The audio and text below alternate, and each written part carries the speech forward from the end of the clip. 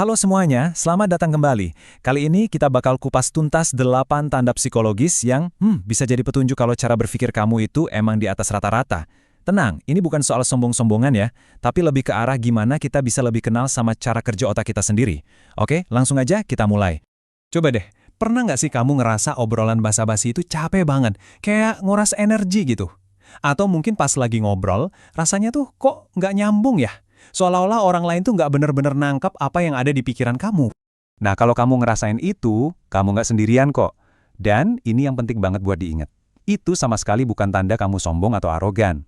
Justru, dari sudut pandang psikologi, perasaan itu bisa jadi sinyal kalau kamu berpikir dengan cara yang beda, mungkin di level yang lebih dalam. Yuk, kita bedah satu persatu tandanya. Oke, kita mulai dari 2 tanda pertama. Ini semua tentang dunia batin kamu. Gimana cara kamu memproses informasi di dalam kepala kamu sendiri? Tanda pertama, overthinking. Eits, tapi tunggu dulu. Ini bukan overthinking yang bikin cemas atau gelisah ya. Ini lebih ke dorongan alami otak kamu buat nyambung-nyambungin semua hal. Kamu tuh tipe yang nggak pernah puas sama jawaban di permukaan aja. Pikiran kamu otomatis bakal gali terus buat nemuin makna yang lebih besar di baliknya. Dalam istilah psikologi, ini ada namanya loh, hyperconnectivity. Gampangnya gini, ini tuh kecenderungan otak kamu yang nggak bisa diem sebelum semua kepingan puzzle informasi, klik, nyambung jadi satu gambar yang utuh. Nah, dorongan inilah yang bikin otak kamu rasanya jalan terus, nggak ada matinya. Tanda yang kedua, kamu itu kritis banget sama diri sendiri.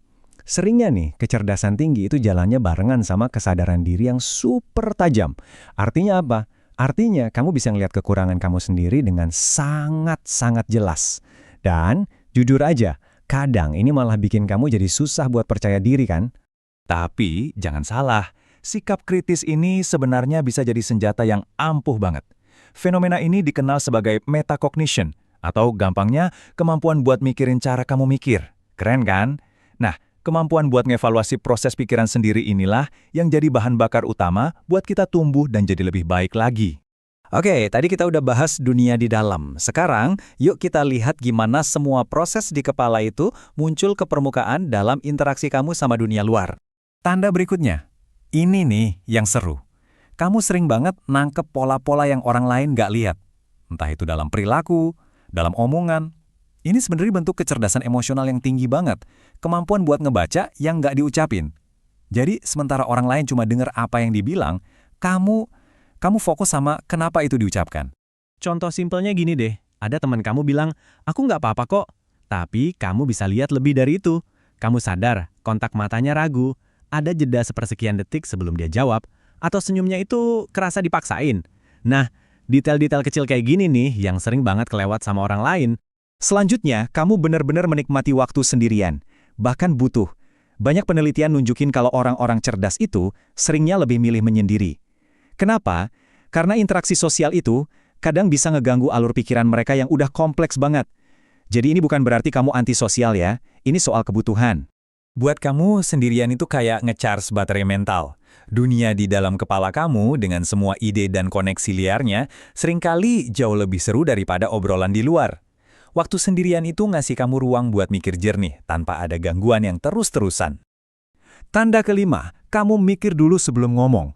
Mungkin kelihatannya sepele ya, tapi coba perhatiin. Sementara banyak orang ngomongnya spontan aja, kamu tuh cenderung milih kata-kata dengan super hati-hati.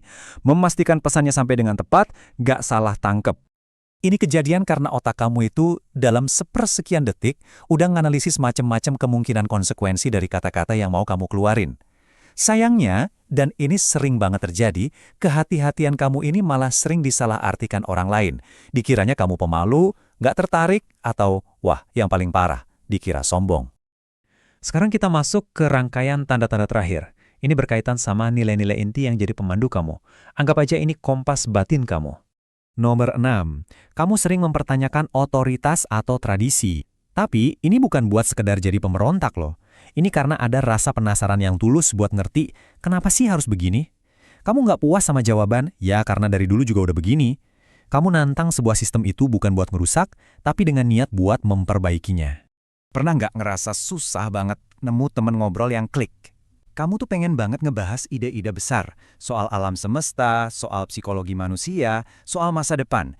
Tapi kebanyakan obrolan di sekitar kamu rasanya dangkal. Nah, ketidakcocokan inilah yang bisa bikin kamu ngerasa bosen dan seringkali merasa salah dimengerti. Dan yang terakhir, yang kedelapan, kompas batin kamu itu selalu nunjuk ke arah kebenaran, bukan popularitas. Kamu lebih milih buat jujur dan otentik, daripada sekedar disukai banyak orang. Bagi kamu, keaslian itu nomor satu. Bahkan kalau itu artinya bikin orang lain jadi ngerasa kurang nyaman. Oke, setelah kita bahas ke-8 tanda tadi, sekarang kita sampai ke bagian paling penting. Memahami apa sih artinya semua ini buat kamu?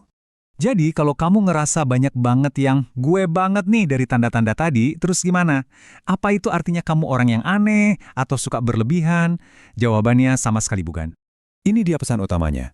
Kamu itu nggak berlebihan, kamu cuma berpikir lebih dalam. Dan cara berpikir kayak gini, itu langka dan berharga banget. Jadi tolong lindungi itu. Sebagai penutup, ada satu pertanyaan buat kamu renungkan. Setelah kamu sadar kalau kamu berpikir lebih dalam, gimana caranya kamu bisa pakai kedalaman ini bukan buat bikin jarak sama orang lain, tapi justru sebaliknya, buat membangun koneksi yang jauh lebih berarti. Coba pikirin deh.